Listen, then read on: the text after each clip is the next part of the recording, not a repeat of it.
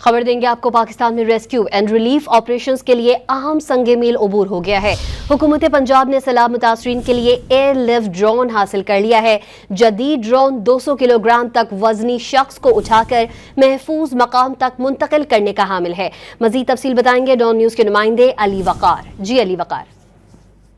Secretary داخلہ پنجاب کی ہدایت پر پنجاب حکومت نے یہ اہم ترین جو ہے سنگ میل عبور کیا ہے کہ سیلاب متاثرین یا کسی بھی قسم کی آفت میں پھنسے ہوئے افراد کو ریلیف فراہم کرنے یا ریسکیو کرنے کے لیے یہ جدید ڈرون خریدا گیا ہے، جو کہ 200 کلو گرام تک وزنی شخص کو اٹھا کر محفوظ مقام پر منتقل کر سکتے ہیں۔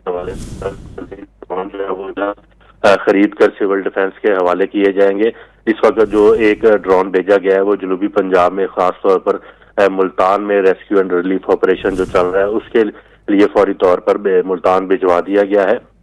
سول ڈیفنس کے اہلکاروں کو اور ادارے کو مزید مضبوط کرنے کے لیے سیکٹری داخلہ پنجاب نے جدید خطور پر استوار کرنے کے لیے مزید اقدامات اٹھانے کا فیصلہ کیا ہے، جبکہ اس کے ساتھ ساتھ جو رضاکار ہے ان کی رجسٹریشن کا عمل بھی بھرپور طریقے سے جاری ہے۔